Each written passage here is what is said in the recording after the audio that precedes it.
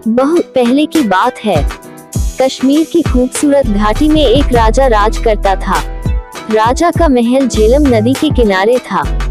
एक दिन राजा की रानी महल के झरोखे से बाहर देख रही थी। उसने एक मछली बेचने वाली को देखा, जो मछलियों से भरी टोकरी लेकर शहर में बेचने जा रही थी। रानी ने मछली वाली को ऊपर बुलाया। मछली वाली ने अपनी टोकरी नीचे रखी। टोकरी में ऊपर ही एक बहुत बड़ी मछली थी। यह मछली नर है या मादा? अगर मादा होगी तो मैं ले लूंगी, रानी बोली। रानी का इतना कहना था कि मछली जोर से हंसी और टोकरी में नीचे चली गई। रानी और मछली वाली दोनों मछली के हंसने से डर गईं। मछली वाली ने जल्दी से टोकरी उठाए और वहां से चल दी। रानी सोच में पड़ गई, मछली को हंसते हुए तो न कभी देखा न सुना। जरूर यह कोई विशेष मछली होगी। जब तक मछली के हंसने के रहस्य का पता नहीं लगा लूंगी, चैन से नहीं बैठूंगी। शाम को जब राजा महल में आए तो रानी ने मछली की हंसी के विषय में बताया। मछली आपकी बात सुनकर हंसने लगी। यह तो बड़े अचरज की बात है, राजा बोले। मैं कुछ नहीं जानती। आपको मछली क्यों हंसी इसका पता लगाना पड़ेगा, रानी ने जिद की। दूसरे दिन राजा का दरबार लगा था। राजा ने सारी बात बताई और बोले, क्या कोई बता सकता है कि मछली क्यों हंसी? जब कोई कुछ नहीं बोला तो राजा ने अपने वजीर से कहा कि 6 माह के अंदर वो मछली के हंसने का कारण पता लगाकर बताएं, वरना उनका सिर धड़ से अलग कर दिया जाएगा। वजीर उसी दिन से मछली के हंसने का कारण पता करने में लग गए। बड़े बड़े ज्ञानी पंडितों से, जादूगरों से, साधु सन्यासियों से सबसे पूछा, कोई कुछ नहीं बता सका। दूर दूर तक यात्राएं की पर कुछ पता नहीं चला। समय निकलता जा रहा था। 5 महीने निकल गए और वजीर कुछ पता नहीं लगा सके। उन्हें अपनी मृत्यु सामने दिखाई दे रही थी। उन्होंने अपने बेटे सुलेमान को बुलाया और कहा, बेटे मुझे तो 1 महीने के बाद राजा मरवा देगा। कहीं राजा का क्रोध तुम पर भी न उतरे, इसलिए तुम यहाँ से चले जाओ। सुलेमान अपने पिता से बहुत प्यार करता था। वह बोला, मैं आपको अकेला छोड़कर नहीं जाऊंगा। वजीर ने उसकी एक नहीं सुनी और समझा बुझाकर सफर पर भेज दिया। सुलेमान दुखी मन से बिना सोचे समझे जो रास्ता मिला उसी पर चल दिया। चलते चलते रास्ते में सुलेमान को एक किसान मिला। किसान शहर से सामान आदि खरीदकर अपने गांव जा रहा था। सुलेमान ने सोचा, एक से भले 2। वह भी किसान के साथ साथ चलने लगा। थोड़ी देर चलने के बाद सुलेमान बोला, देखिए चलते चलते हम दोनों थक गए हैं। ऐसा करते हैं कि आधे रास्ते आप मुझे लेकर चलिए और आधे रास्ते मैं आपको लेकर चलता हूँ। इस तरह से रास्ता आसानी से कट जाएगा। किसान उसकी बात सुनकर अचकचा गया। आधे रास्ते यह मुझे लेकर चलेगा और आधे रास्ते में? कैसी बेवकूफी की बात है, किसान ने सोचा और चुपचाप आगे बढ़ता रहा। थोड़ी देर में वे एक पहाड़ी के ऊपर थे। नीचे झेलम नदी की पतली धार दिखाई दे रही थी और ऊपर देवदार के पेड़ों का जंगल। दोनों एक पत्थर पर बैठकर सुस्ताने लगे। सुलेमान ने जेब से एक चाकू निकाला और उसे किसान को देकर बोला, आप यह चाकू लीजिए और जंगल से 2 घोड़े ले आइए, और हाँ, चाकू संभाल कर रखिएगा, बहुत कीमती है। चाकू लेकर मैं जंगल से घोड़े पकड़ लाऊं। यहाँ इस पहाड़ी पर घोड़े? या तो यह खुद पागल है या मुझे पागल बना रहा है, किसान बड़बड़ाया। थोड़ी देर में फिर से दोनों चल दिए। कुछ देर बाद दोनों एक खेत में पहुँचे। खेत में पकी हुई फसल कटने के लिए तैयार खड़ी थी। कितनी अच्छी फसल है, किसान फसल देखकर बोला। हाँ वह तो है, पर पता नहीं फसल खाली गई है या बची है। सुलेमान ने जवाब दिया, खाली गई है। क्या मतलब है तुम्हारा? देख रहे हो फसल अभी कटी नहीं है और तुम कह रहे हो खाली गई है। किसान गुस्से से बोला, मैंने तो यूं ही कह दिया, सुलेमान बोला। और वे फिर अपने सफर पर चल दिए। अब वे एक फूलों से भरी घाटी में पहुँचे। घाटी के एक और एक छोटी सी नदी बह रही थी। नदी के पार पहाड़ी थी जिस पर एक गांव दिखाई दे रहा था। किसान ने अपने जूते उतारे, पजामाओं पर खूंसा और नदी पार करने लगा। नदी अधिक गहरी नहीं थी पर धार बहुत तेज थी और तलहटी में ढेर सारे छोटे बड़े पत्थर थे। नदी पार करके किसान मुड़ा तो उसने देखा कि सुलेमान जूते पहने हुए ही नदी पार कर रहा था। सचमुच में ये पागल है, किसान ने सोचा। नदी पार करके दोनों पहाड़ी पर चढ़ने लगे। गांव के पास पहुंचकर किसान बोला, मेरे घर चलो, कुछ खा पीकर और आराम करके आगे के सफर पर निकल जाना।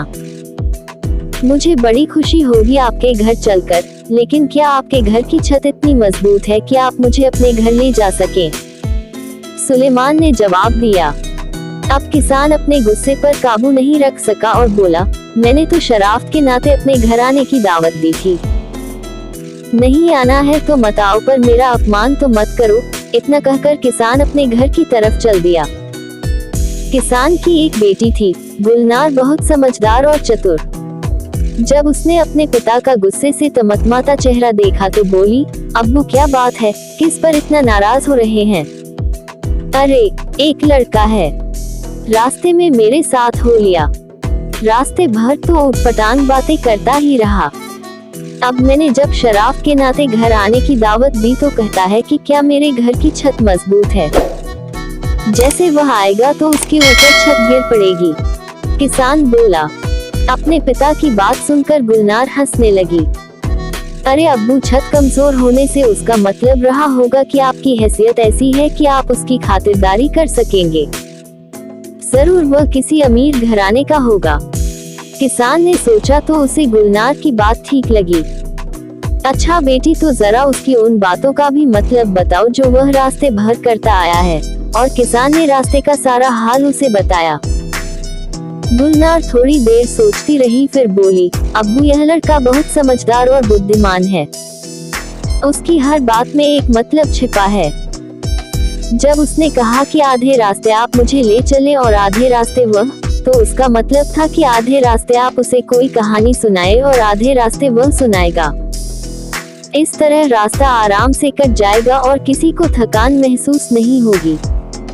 और घोड़े, किसान बोला। घोड़ों से उसका मतलब असली घोड़ों से नहीं था। उसका मतलब था कि जंगल से लकड़ी की 2 मजबूत टहनियां काट कर ले आइए, जो छड़ी का काम देंगी। चलते चलते थक जाने पर छड़ी का सहारा किसी घोड़े से कम नहीं होता।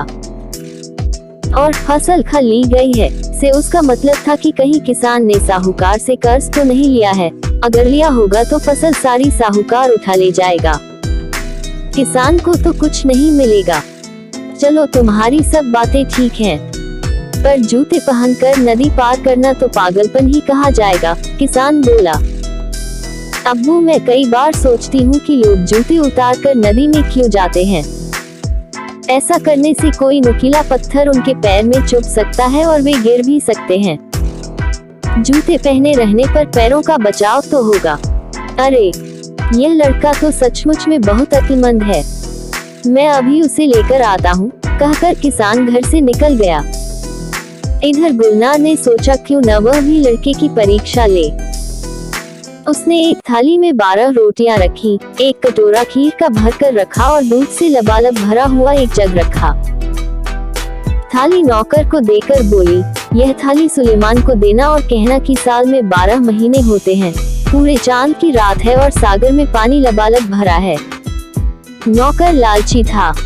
उसने सोचा अगर मैं थोड़ा खाना खा भी लूं तो लड़के को क्या पता चलेगा।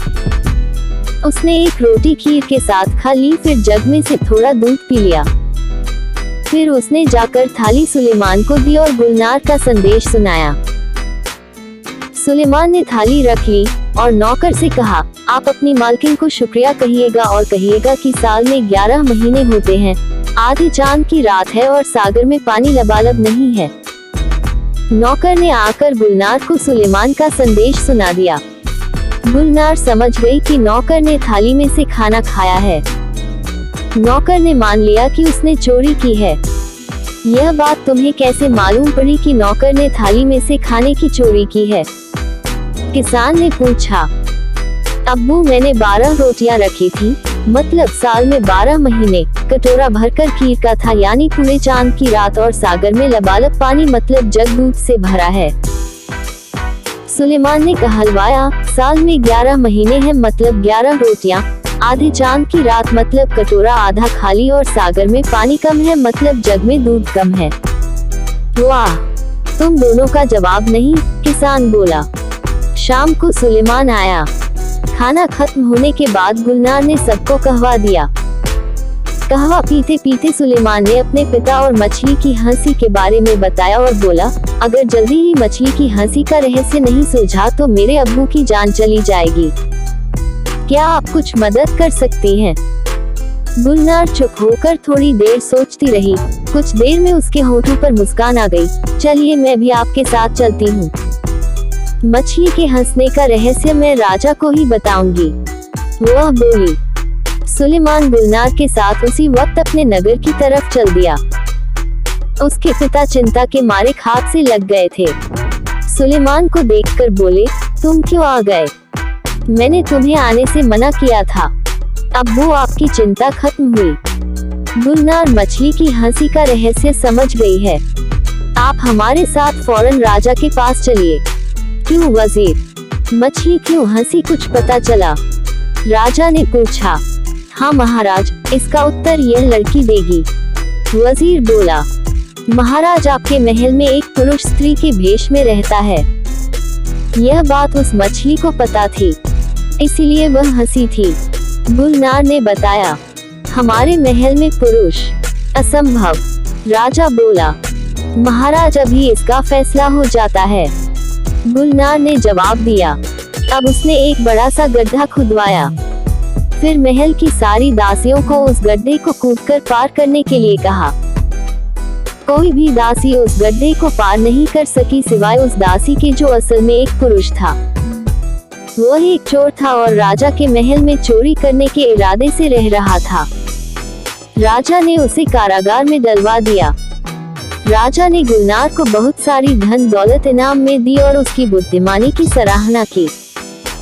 थोड़े दिनों में सुलेमान और गुलनार का विवाह हो गया। आपको ये कहानी कैसी लगी? कमेंट बॉक्स में जरूर बताएं। आपने अभी तक हमारे चैनल को सब्सक्राइब नहीं किया है तो इसे सब्सक्राइब जरूर कर लीजिए, क्योंकि मैं ऐसे ही कहानियाँ